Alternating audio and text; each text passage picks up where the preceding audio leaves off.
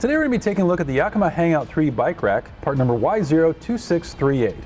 The Yakima HangOut 3 is a great bike rack which can carry up to 3 bikes and keeps them all secure and in place with this safety strap wrapped around both the bike rack and the bike's frames.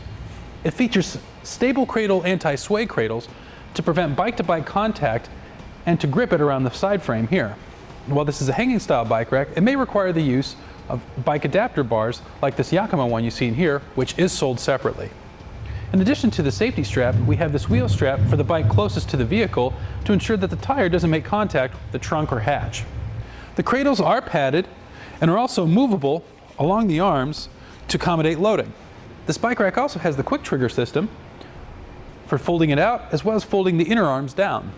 They simply pop out, you turn them to the side to keep them in the open position, and then we're able to fold our arms down.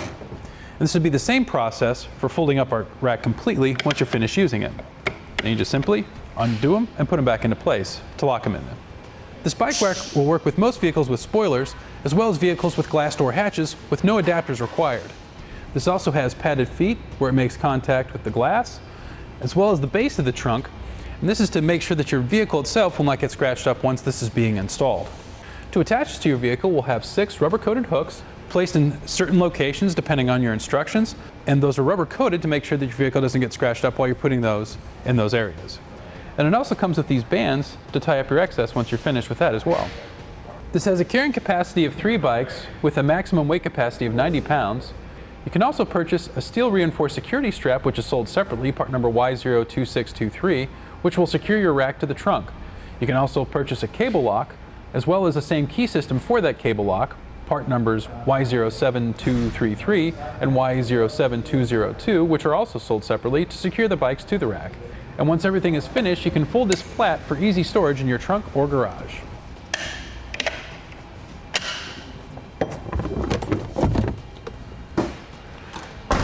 Now that we've gone over some of the features of the bike rack, let's go ahead and show you how it installs. Now the first step is to make sure that you have the areas clean where it's going to make contact. So the license plate area or well here, and the windshield. So let's clean off that area.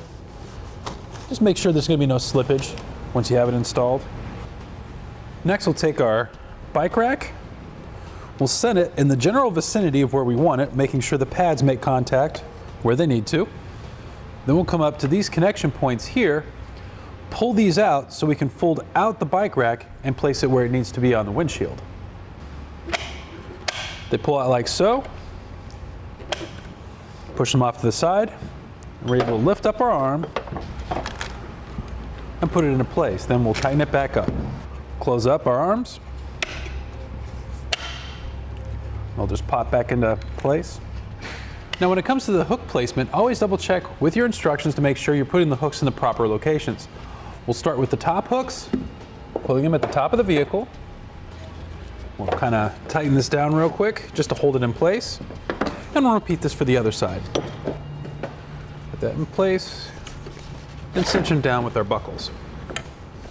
Next with our side hooks, we'll be placing those with this particular vehicle next to the tail lights.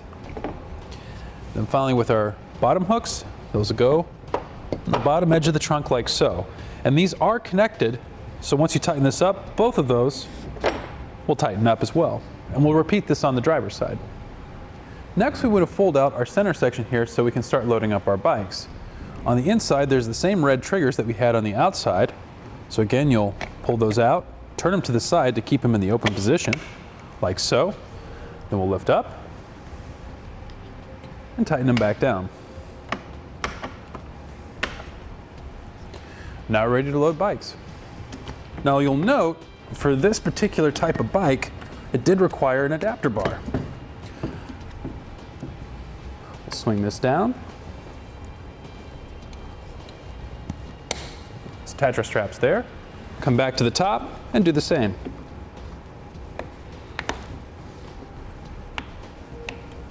Once we have our first bike installed, I'm going to double check our straps, make sure they're nice and tight, and then I'll tighten up and cinch up all the excess strap. And we'll come to our band here, put that through, so it holds our bundle in place, and we'll repeat this for the rest of the straps. Now if you were to carry just one bike, like you can see our configuration here, it does come with this small strap, Put that around the tire, wrap it around the frame of the bike, thread it through, pull it tight, and then cinch it up. Once you have it tightened like that, again, we'll tie up the excess, and we'll be ready to go. Now with our first bike loaded up and our straps tightened down, we can load up the rest of our bikes. Again, we may need to use the adapters as necessary. All right, our final step is to get our longer strap and put it through all three bikes, making sure it goes around the frames, then wraps around the bike rack itself as well. Pull this nice and tight.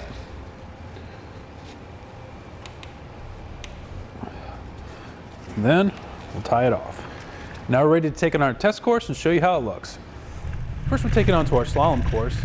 This will show you the side-to-side action, such as making turns or evasive maneuvers. Now we're at the alternating speed bumps. This will show you how it looks driving on uneven pavement or potholes. Finally, we're at the solid speed bumps, which simulates going into your driveway or parking lots.